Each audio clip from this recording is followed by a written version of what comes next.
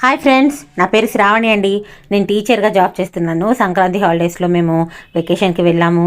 అక్కడ మురుడేశ్వర్, గోకర్ణ, ధర్మస్థల, మూకాంబిక టెంపుల్ ఇక చాలా చూసామండి. చాలా చాలా హ్యాపీగా అనిపించింది. ఆ విషయాలన్నీ మీతో షేర్ చేసుకోవాలని ఈ వ్లాగ్ అయితే చేస్తున్నాను. వ్లాగ్స్ చేయడం అయితే నాకు చాలా కొత్త అండి.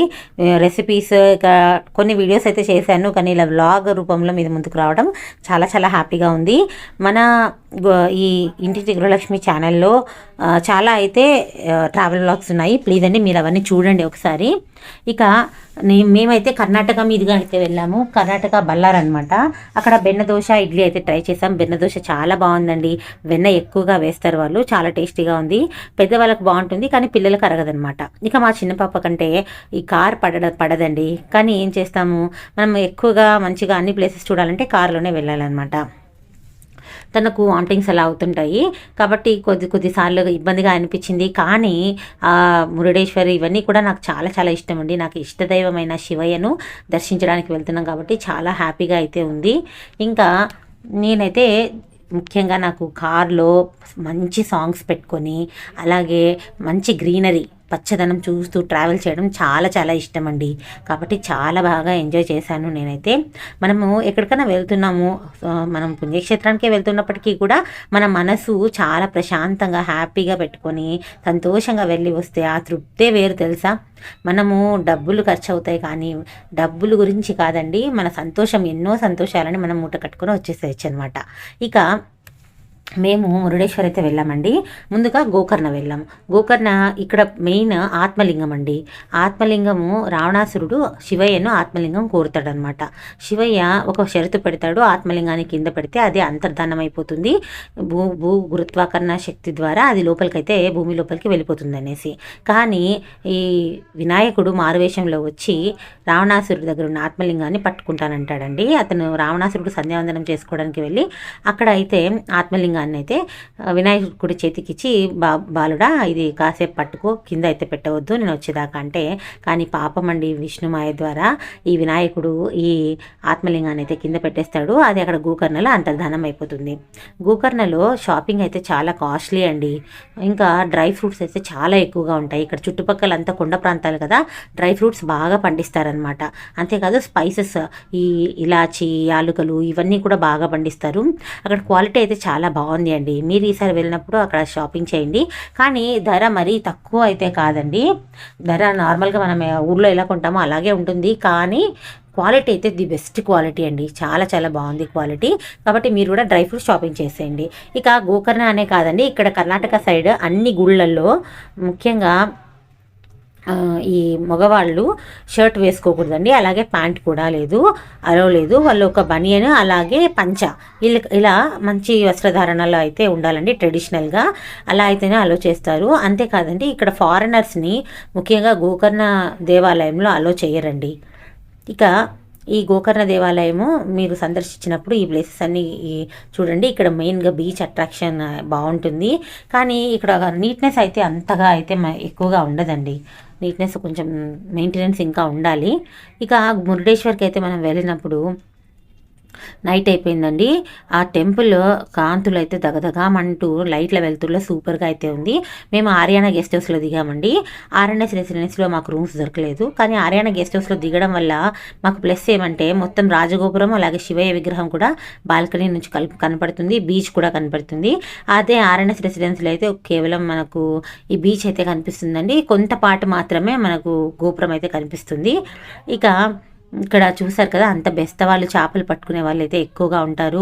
ముఖ్యంగా నేను గమనించింది ఏమంటే, ఈ గుడికి దగ్గరలోనే ఫిష్ మార్కెట్ కూడా ఉందండి.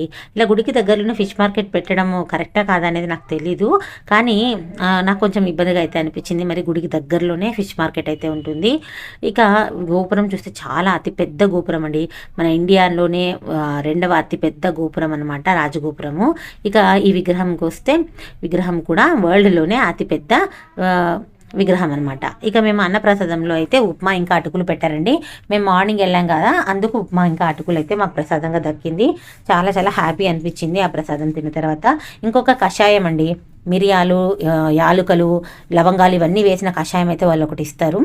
ఈ మురుడేశ్వర గోపురాన్ని అలాగే ఈ గుడిని కట్టింది ఆర్ఎన్ఎస్ శెట్టి గారని, రామనాగప్ప శెట్టి అనే వ్యక్తి దీన్ని కట్టారండి.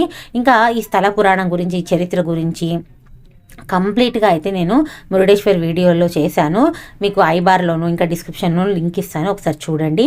ఇంకా అరుణాచలం మీద ఒంటిమిట్ట రామాలయము, గోకర్ణ, అలాగే ఉడిపి, ఇవన్నీ వాటి గురించి చాలా చాలా విషయాలు అయితే ఆ వీడియోలో చెప్పాను.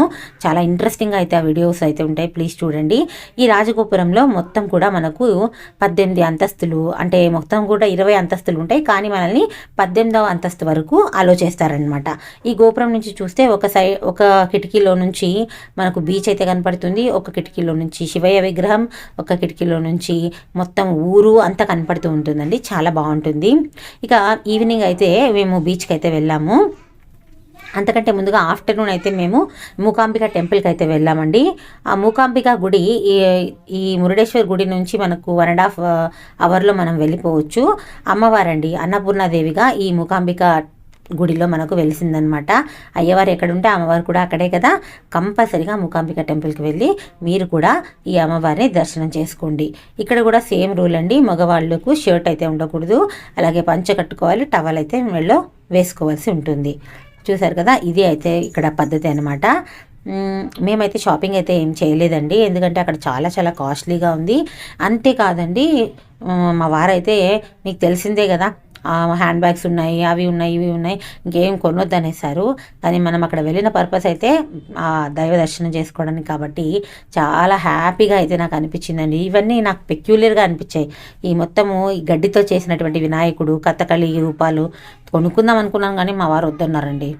ఇక ఇది వచ్చేసి గోపురం, మూకాంబిక టెంపుల్ గోపురం. చాలా ఏళ్ల క్రితం కట్టినది, 13వ శతాబ్దం నుంచి కట్టినది కాబట్టి చాలా బాగుందండి.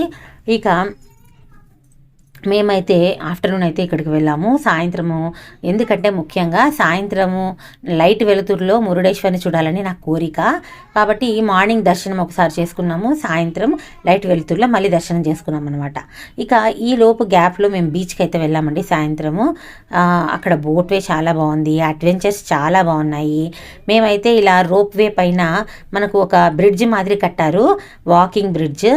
సముద్రంలో కొంచెం వరకు అయితే మనము ఒడ్డున వెళ్ళొచ్చు. చాలా చాలా బాగా అనిపించింది. చాలా అడ్వెంచర్స్ అయితే ఇక్కడ ఉన్నాయి. బోట్లో వెళ్ళాలంటే నాకు చాలా భయం వేసిందండి. పిల్లలు పెద్దగా అయినాక వెళ్ళొచ్చులే, ఇప్పుడు వద్దన్నాను.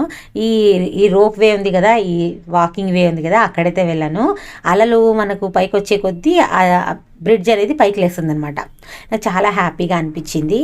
ఇక మన ఛానల్లో చాలా వీడియోస్ ఉన్నాయండి, రెసిపీస్ ఉన్నాయి, ట్రావెల్ వ్లాగ్స్ ఉన్నాయి, టిప్స్ ఉన్నాయి.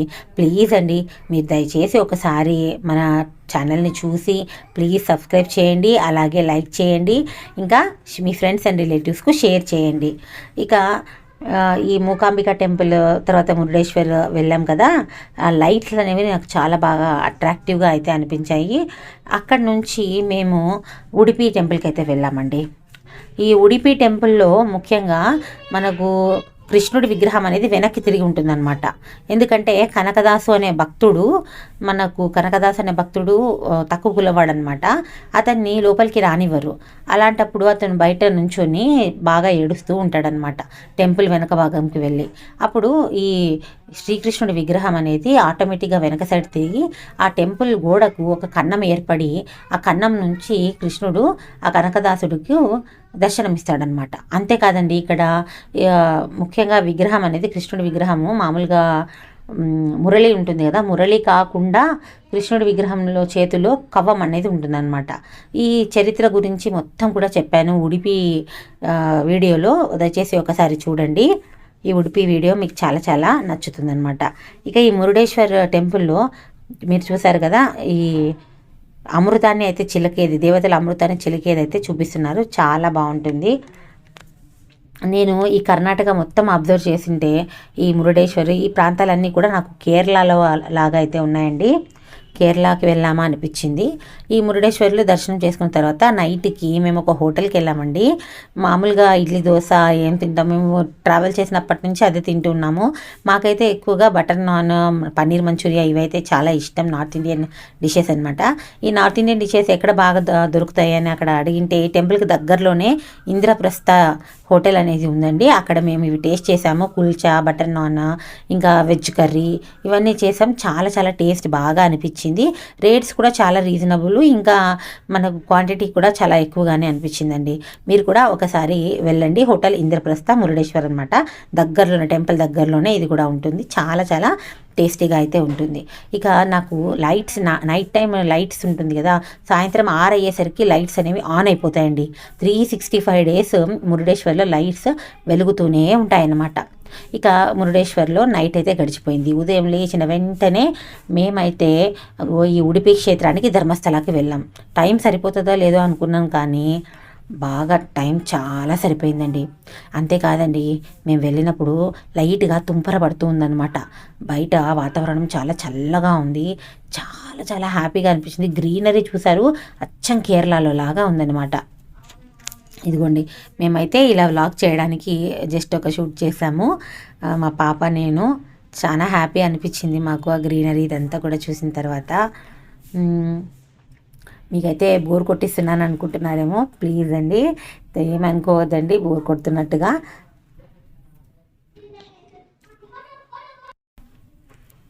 ఇప్పుడైతే ఉడిపికి అయితే వెళ్ళామండి. నేను ఇందాక చెప్పాను కదా, కనకదాసు అనే వ్యక్తికి దర్శనం ఇవ్వడానికి, భక్తుడికి దర్శనం ఇవ్వడానికి విగ్రహం వెనక్కి తిరిగి ఉంటుందని.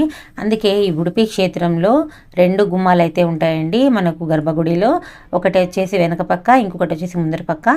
మనకు వెనక పక్క చిన్న గ్రిల్ లాగా కట్టి ఉంటారు. ఇక్కడ స్పెషాలిటీ ఏమంటే, మనం వెనక సైడ్ నుంచే కృష్ణుడిని దర్శనం చేసుకోవాలన్నమాట. ఆ గ్రిల్లోంచి చూసి కృష్ణుడిని దర్శనం చేసుకోవాలి. ఇందాక మీరు చూసింది సరోవరం అండి. మనకు ఈ కృష్ణుడి విగ్రహం అనేది మాధవాచార్యుడు గారు ప్రతిష్ఠించారు, కాబట్టి దాన్ని మాధవ సరోవరం అని అంటారండి. ఇక్కడ మీరు చూస్తున్నది కృష్ణుడి రథం అనమాట. మొత్తం కూడా ఒరిస్సా కల్చర్ అయితే ఉంటుందండి. ఒరిస్సాలో పూరి జగన్నాథుడి విగ్రహం ఎలా ఉంటుంది మనకు, అలాగే అనిపిస్తూ ఉంది. ఇక ఈ బాలకృష్ణుడి విగ్రహం అయితే ఇక్కడ ఉంటుందండి, కవంతో ఉండే బాలకృష్ణుడి విగ్రహము. మేమైతే ఉడిపి ఫేమస్ ఫర్ ఫుడ్ కదండి, ఎందుకంటే ఈ ఉడిపి క్షేత్రాన్ని రుక్మి అనే రాజు, రుక్మిణి వాళ్ళ అన్న పరిపాలించాడంట. అతను ఈ మహాభారత యుద్ధం జరిగినప్పుడు ఇరుపక్షాల వాళ్లకు ఫుడ్ అనేది వండి పెట్టాడంట అండి. అందుకే ఇది ఉడిపి ఫేమస్ ఫర్ ఫుడ్ అండి. చాలామంది చెఫ్స్ అయితే ఇక్కడ నుంచి వస్తున్నారు. ఈ ఉడిపి నుంచి మేమైతే ధర్మస్థల బయలుదేరాం. ధర్మస్థల బయలుదేరేసరికి ఆఫ్టర్నూన్ అయితే అయ్యింది.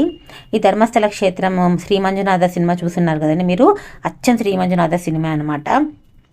ఇద్దరు భక్తులు, భార్యాభర్తలు ఇద్దరు కూడా శివభక్తులండి. వాళ్లకు శివుడు కళ్ళు కనిపించి మీ ఇల్లు ఈ గుడి కట్టడానికి, గుడిలా మార్చడానికి ఇవ్వమంటే ఆ భక్తులిద్దరూ ఆ ఇంటిని గుడికి ఇచ్చేశారనమాట. అంతేకాదండి, వాళ్ళు శివైక్యం అయిపోయారు. ఈ మంజునాథ సినిమాలో ఇల్లు లాగే ఉంటుంది ధర్మస్థల క్షేత్రము. ధర్మాన్ని స్థాపించడానికైతే ఈ ధర్మస్థల క్షేత్రం అయితే ఉందండి. ఇక్కడ నేత్రావతి నది, ఈ మంజునాథ మూవీలో ఓహో గరళ కంట నీ మాట అంటే నాకు ఒళ్ళు మంట అనే పాట ఉంటుందండి. ఆ పాటలో నేత్రావతి నది అనమాట. నీళ్ళు అనేవి చాలా చాలా తక్కువగా ఉన్నాయండి, లేదంటే ఫుల్ వాటర్ ఉంటాయి. మీరు ఆ మంజునాథ మూవీలో చూసే ఉంటారు, చాలా బాగుంటుంది. మనకు ఈ భూమండలం మొత్తం కూడా ఒకసారి వరదల్లో కొట్టుకుపోతూ ఉంటుంటుందంటండి. ఆ వరదలు ముంచెత్తినప్పుడు ఈ భూమాత ఏడుస్తూ ఉంటే మహావిష్ణువు మనకు ఈ వరాహ అవతారంలో, వరాహ అంటే తెలుసు కదండి, వరాహ అవతారంలో తన 2 కొమ్ములతో ఈ భూమండలాన్ని పైకి లేపుతాడంట. ఈ సముద్రుడు భూమిని మింగేయకుండా ఈ భూమిని పైకి లేపుతాడంట. అప్పుడు ఈ నేత్రావతి నది పుట్టిందంట అండి. దయచేసి మన ఛానల్ను సబ్స్క్రైబ్ చేయండి, అలాగే మీ ఫ్రెండ్స్ అండ్ రిలేటివ్స్కు షేర్ చేయండి.